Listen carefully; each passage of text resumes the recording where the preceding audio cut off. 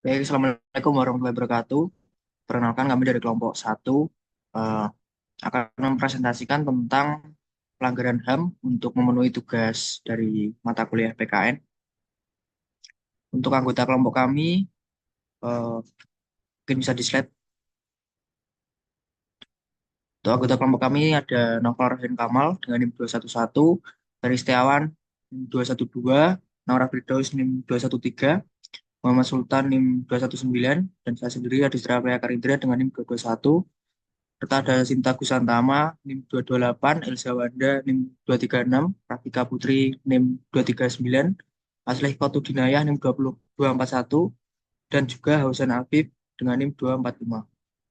Oke, mungkin langsung ke materi yang akan dibacakan oleh rekan saya. Yang pertama yaitu kronologi atau penyebab masalah. Kasus atau pelanggaran HAM yang terjadi di Sukolilo Pati merupakan kasus penggelapan harta benda dan pembunuhan pihak tak bersalah. Awal mula terjadinya kasus pengeroyokan warga berujung pembunuhan bermula dari seorang bos rental yang berasal dari Jakarta hendak mengambil mobil sewaan rental yang telah dibawa oleh penyewa selama lebih dari masa sewa. Korban awalnya bermaksud mengambil mobil Honda Mobilio miliknya yang hilang, tetapi diteriaki pencuri oleh warga, sehingga korban dikejar karena terdengar teriakan maling dari para warga. Kemudian setelah itu terjadilah penganiayaan.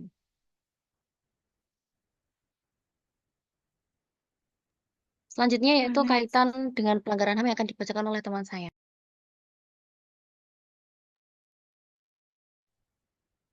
Untuk selanjutnya kaitan dengan pelanggaran HAM, kasus pembunuhan bos rental mobil di Sukolilo Pati dapat dikaitkan dengan pelanggaran HAM tersebut meliputi beberapa aspek, yaitu yang pertama, hak untuk hidup. Korban bernama BH, seorang bos rental mobil, mengalami kekerasan fisik hingga menyebabkan kematian. Untuk yang kedua, hak untuk bebas dari penyiksaan atau perlakuan yang tidak manusiawi. Pengeroyokan dan kekerasan fisik yang dialami oleh BH dan rekan-rekannya merupakan bentuk penyiksaan dan perlakuan yang tidak manusiawi hingga menyebabkan kematian. Untuk yang ketiga, hak untuk bebas dari penyiksaan atau perlakuan yang tidak manusiawi. Pengeroyokan dan kekerasan fisik yang dialami oleh BH dan rekan-rekannya merupakan bentuk penyiksaan dan perlakuan yang tidak manusiawi.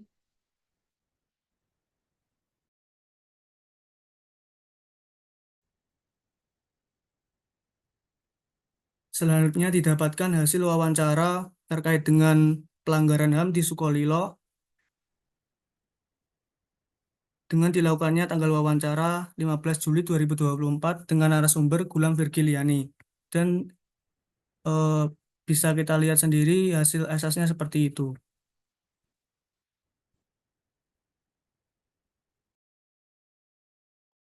Selanjutnya terdapat pendapat warga. Di antara lain meliputi yang pertama, narasumber merasa kejadian tersebut sangat disayangkan dan berharap semoga kejadian tersebut tidak terulang kembali. Dengan adanya kejadian ini, narasumber berharap masalah bisa diselesaikan dengan pihak yang berwenang secara cepat dan benar. Dan yang kedua, menurut keterangan narasumber, kejadian bermula dari kesalahpahaman antara dua pihak, yakni pelaku dan korban. Dan yang ketiga, menurut narasumber, main hakim sendiri tidak dibenarkan dalam kasus apapun. Cara yang tepat untuk menyelesaikan masalah bisa dengan melakukan musyawarah untuk kesepakatan bersama sehingga masyarakat terdampak, pelaku dan korban bisa menjadi lebih dewasa dalam menanggapi masalah dan bisa ditemukan jalan keluar terbaik.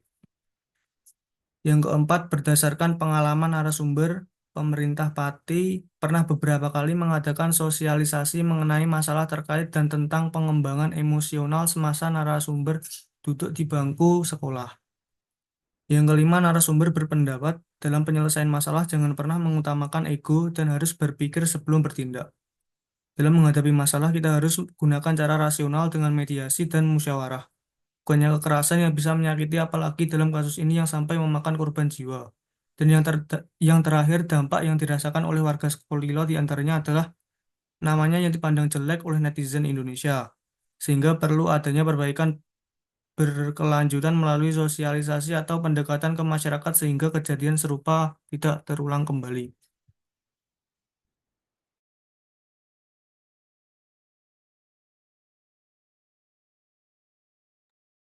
Oke, selanjutnya ada dampak yang terjadi akibat dari kejadian tadi. Itu yang pertama ada menimbulkan keresahan di masyarakat setempat mengenai keamanan dan ketertiban, khususnya terkait main hakim sendiri. Lalu berdampak negatif pada reputasi Kabupaten Pati yang dikenal dengan praktikum hukum yang keras dan keadilan yang meragukan. Lalu yang ketiga menyoroti isu keadilan dan efektivitas penegakan hukum di daerah tersebut, terutama dalam menangani kasus kekerasan. Lalu mengurangi kepercayaan terhadap layanan rental mobil dan berpotensi merugikan sektor ekonomi terkait di daerah tersebut. Dan yang terakhir, menimbulkan trauma dan dampak psikologis bagi korban yang selamat dan keluarga korban.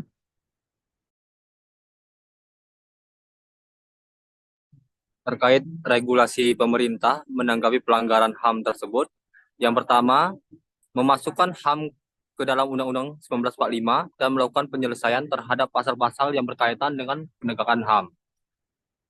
Menerbitkan berbagai peraturan perundang-undangan sebagai instrumen nasional HAM seperti pasal 351 KUHP dan pasal 466 Undang-Undang 1 2023 tentang penganiayaan.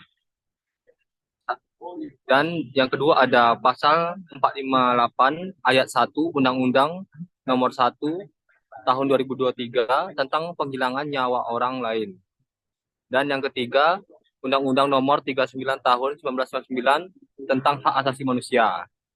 Dan yang terakhir, membentuk Komisi Nasional HAM dan Pengadilan HAM serta lembaga-lembaga lain yang berwenang dalam penegakan HAM.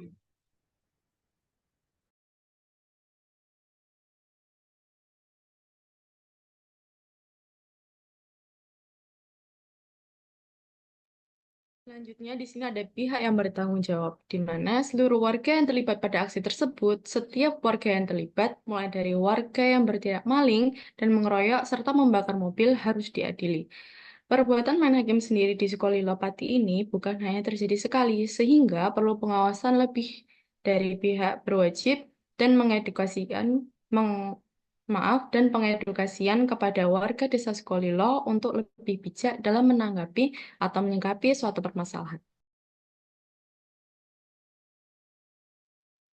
Oke, yang selanjutnya yaitu sanksi bagi pelaku. Polisi telah menetapkan 3 orang tersangka pengeroyokan bos rental mobil di Desa Sumbersoko, Kecamatan Sukolilo, Kabupaten Pati, Jawa Tengah. Ketiga tersangka tersebut yakni EN 51 tahun, BC 37 tahun, serta AG 35 tahun. EN berperan mengejar dan mengadang kendaraan roda 4 yang dibawa korban, memukul dan menginjak korban. BC berperan mengejar, mengadang, memukul, dan menginjak korban. AG berperan melindas korban dengan motor yang mana mengenai lengan tangan kanan, dada sampai lengan kiri korban, serta memukul korban. AG juga merupakan pemilik rumah, tempat mobil Mobilio putih milik korban terparkir. Nah, ketiganya dijerat pasal 170 ayat 2 ketiga Kitab Undang-Undang Hukum Pidana atau KUHP tentang pengeroyokan dengan ancaman hukuman 12 tahun penjara.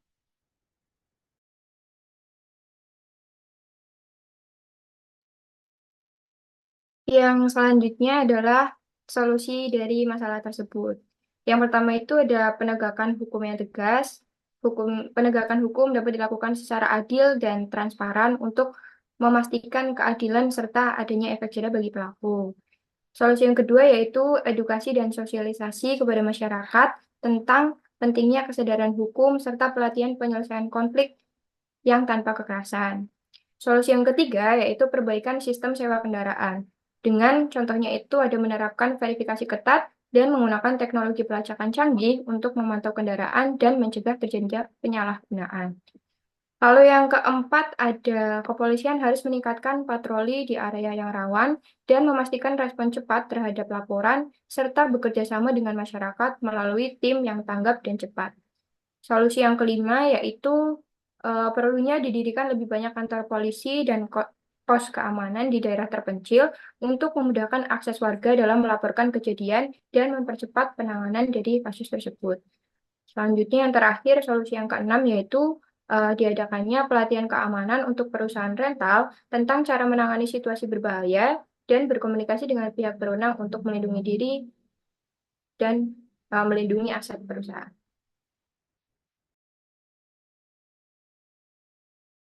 Lalu ada saran yang dapat kita ambil dari kasus seperti pada kasus kali ini, yaitu yang pertama meningkatkan keamanan dan juga verifikasi identitas. Lalu yang kedua mengedukasi masyarakat mengenai pelanggaran HAM yang terjadi pada kasus ini. Yang ketiga koordinasi dengan aparat penegak hukum. Lalu pembelajaran yang dapat diambil dari kasus ini yang pertama adalah kepentingan verifikasi data, yang kedua ada dampak kekerasan massa, yang ketiga perlunya protokol keamanan dalam mengatasi kasus pelanggaran HAM.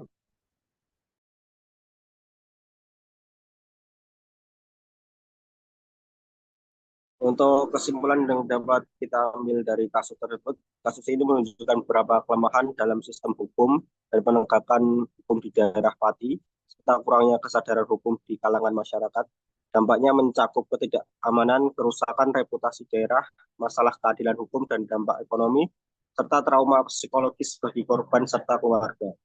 Solusi untuk mencegah kejadian serupa meliputi penegakan hukum yang tegas, edukasi hukum kepada masyarakat, perbaikan sistem sewa kendaraan, peningkatan patroli polisi, pembangunan infrastruktur hukum di daerah, dan pelatihan keterampilan keamanan bagi perusahaan rental. Selain itu penting untuk mengadili semua pelaku secara adil dan memberikan sanksi yang setimpal guna menciptakan efek jerah dan memastikan keadilan.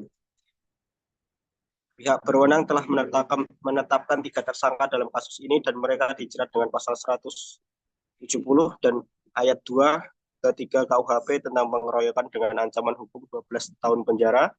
Pengawasan lebih lanjut dan edukasi kepada masyarakat sangat diperlukan untuk mencegah terulangnya kasus serupa di masa depan.